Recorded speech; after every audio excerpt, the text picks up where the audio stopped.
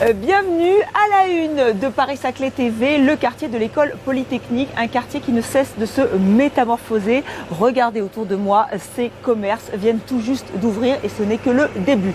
À la une aussi, ces pépinières qui fleurissent sur votre territoire avec un tout nouveau lieu dédié aux entreprises et aux startups. Objectif, les connecter à tous les écosystèmes du cluster Paris-Saclay.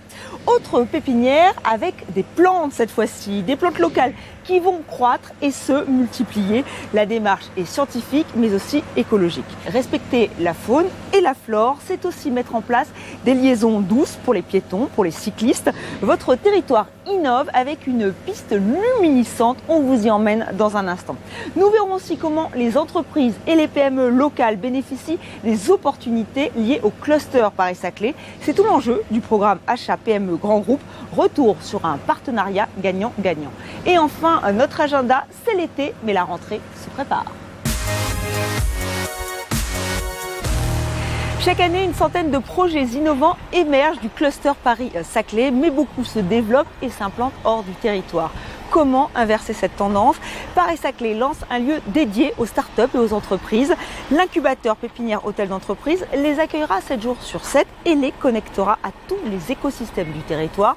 La première pierre vient d'être posée. Antoine Dussouy de l'EPA Paris-Saclay nous en dit plus.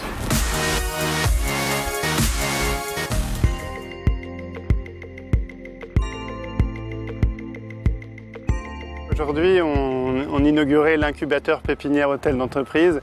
Alors ici, c'est vraiment un lieu qui est dédié à l'innovation et l'entrepreneuriat. C'est un lieu qui est pour les startups, pour les entrepreneurs. Et c'est un lieu qui va les connecter à tout l'écosystème de Paris-Saclay, les grands pôles académiques, l'Institut Polytechnique de Paris, l'Université Paris-Saclay, les grands comptes comme EDF, comme Servier, comme Thales, qui ont leur R&D à Paris-Saclay. Il y a plus de 100 startups qui sortent chaque année des laboratoires, des rangs des étudiants de Paris-Saclay. Et ce sont souvent des startups qui sont liées à la technologie et à la recherche du plateau. Et donc ces projets d'entreprise, ces innovations ont besoin d'être connectés à ce cluster, à ce grand pôle d'innovation pour continuer à grandir, pour créer des emplois, pour créer de la richesse. Avec l'incubateur Pépinière Hôtel d'entreprise, on crée un lieu pour ces projets vraiment au cœur du réacteur ici. Et donc c'est un lieu qui va être animé, qui va proposer des services, qui va vraiment être un lieu partenarial dans lequel on va chercher à impliquer tout l'écosystème de Paris-Saclay. Alors il y a une équipe qui est en charge de ce projet, qui a été désignée après une consultation, après un concours. Et donc c'est Bouygues Bâtiment Île-de-France qui construit le bâtiment. C'est la Caisse des dépôts et consignations, la Banque des territoires avec des partenaires privés qui est investisseur. Et puis côté exploitation, il y a donc Stop and Work qui est une filiale de Regus et Creative Valley. Et donc cette équipe-là a pour mission d'apporter les meilleurs services pour les start-upers, vraiment des conditions de travail à des standards internationaux, de mener des actions d'animation, de mise en visibilité de cet écosystème à l'échelle internationale, avec des partenariats un peu avec les grands pôles d'innovation dans le monde. C'est vraiment un projet qui est né sous une belle étoile et qui est vraiment un projet partenarial et qui va le rester. Il est fait pour créer du lien, pour créer plus de visibilité, pour créer plus de partenariats entre l'ensemble des acteurs de l'innovation et de l'entrepreneuriat de Paris-Saclay.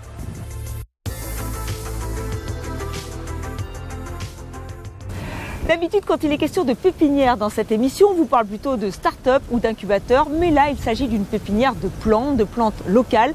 Elle est implantée dans la ZAC Versailles Satori Ouest et c'est un projet innovant qui permet de récolter et de semer des espèces pour préserver des écosystèmes locaux.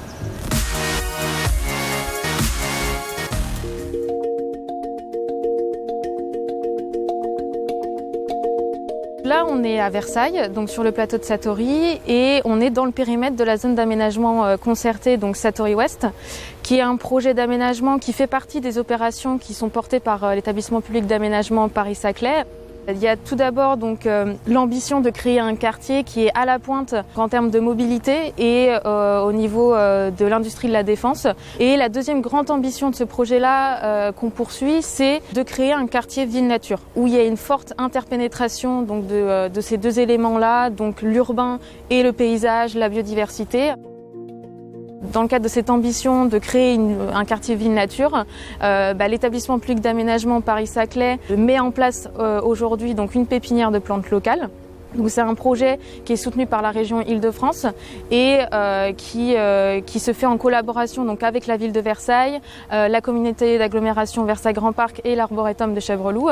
Et l'objectif de cette pépinière de plantes locales, c'est de reconstituer donc des milieux qui existent aujourd'hui sur site, dans les futurs espaces publics du projet de Satori West, en utilisant des plants qui sont issus de graines qui sont récoltées donc sur le site même.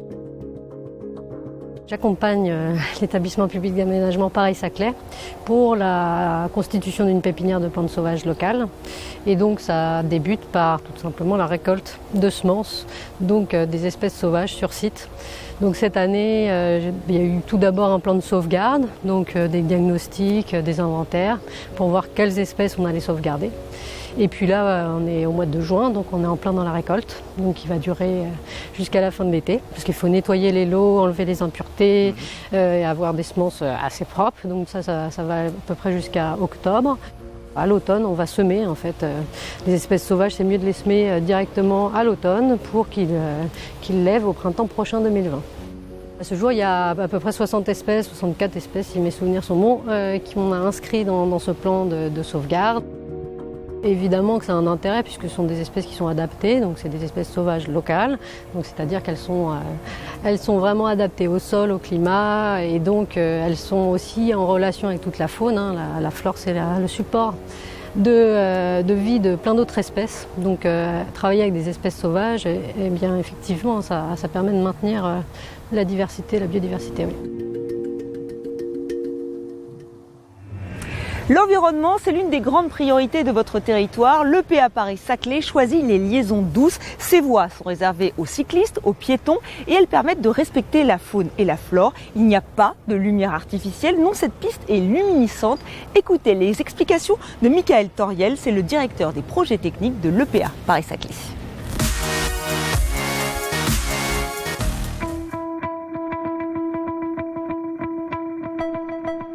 Nous sommes sur la nouvelle route départementale 128 qui vient d'ouvrir au public et qui permet de désenclaver une partie du quartier de l'école polytechnique.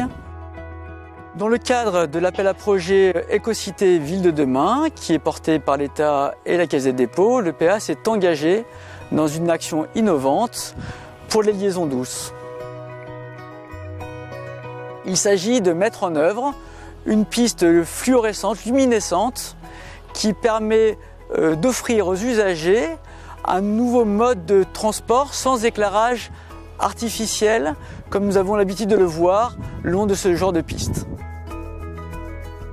L'objectif est de se passer complètement de lumière artificielle dans une zone très naturelle du quartier de l'école polytechnique, avec de forts enjeux environnementaux, pour permettre à la fois de répondre aux attentes des usagers piétons et cycles, mais également de permettre le développement de la biodiversité souhaitée sur l'écoterritoire Paris-Saclay. L'innovation est double, et ce à deux titres. Premièrement, nous avons mis en œuvre cette innovation avec l'aide de deux entreprises, Eiffage Route et Colas, qui ont accepté de tester sur le territoire Paris-Saclay leurs produits qui n'étaient pas encore commercialisés. La deuxième innovation revient tout simplement au procédé de fabrication de cette piste. Dans un premier temps, nous réalisons un enrobé tout à fait traditionnel. Puis dans un deuxième temps, nous venons semer des cailloux fluorescents comme peut le faire un agriculteur dans son champ. Puis dans une troisième étape, nous venons compacter ces cailloux pour venir enchasser les granulats dans l'enrobé. Au résultat, nous obtenons une voie partagée pour les cycles et les piétons en répondant aux usages attendus, tout en permettant bien évidemment de permettre à la faune, à la flore de continuer à se développer de manière sereine.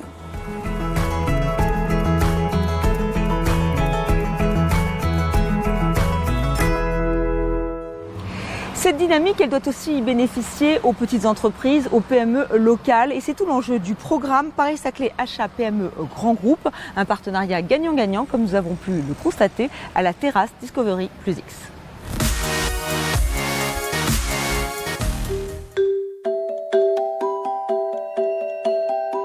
La Banque Populaire Val-de-France est partenaire de l'EPA Paris-Saclay Pacte PME.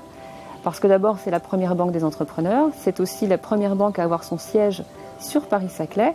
La Banque Populaire Val-de-France, au travers du groupe BPCE, est partenaire premium des Jeux 2024. Donc cela représente bien sûr de nombreuses opportunités. Et la Banque Populaire souhaite accompagner tous ses partenaires, fournisseurs, clients et contribuer bien évidemment à l'essor économique du territoire Paris-Saclay. La Banque Populaire Val-de-France est une banque régionale. Donc l'économie locale, ça fait partie de notre ADN. Donc nous avons déjà 55% de nos fournisseurs qui sont des fournisseurs locaux. Nous, ce qu'on désire, c'est développer du partenariat avec les PME, qu'elles nous apportent de l'innovation. Nous avons un véritable défi à relever dans les années à venir. Nous devons faire évoluer nos usages, nos besoins. Seuls, nous n'y parviendrons pas. Nous avons besoin d'être accompagnés. Nous avons besoin d'avoir une vision extérieure, d'experts, qui puissent nous interpeller et nous faire réfléchir sur notre organisation et nos façons de travailler. Bonjour, Philippe Vasselin, bouture.com. On réalise donc des jardins de biodiversité et de bien-être avec de la bienveillance en faisant travailler des personnes qui sont en insertion. Donc on a comme client par exemple le groupe Thales, le groupe Suez, le groupe Engie. Dans le cadre rencontre Grand Compte PME, on a rencontré donc le groupe Suez et on a pu présenter nos projets de biodiversité, de bien-être et de bienveillance donc au groupe Suez et on a pu réaliser l'aménagement de l'agence de Bure-sur-Yvette.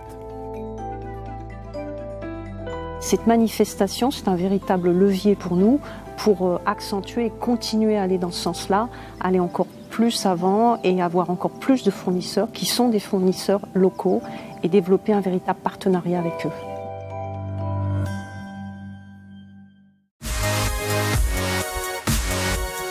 Notre agenda à présent, c'est l'été, vous êtes peut-être en vacances, évadez-vous avec l'Office du tourisme. Destination Paris-Saclay vous propose un programme de visites originales, c'est gratuit, c'est sur inscription. Notez les dates, le mercredi 28 août et le 18 septembre.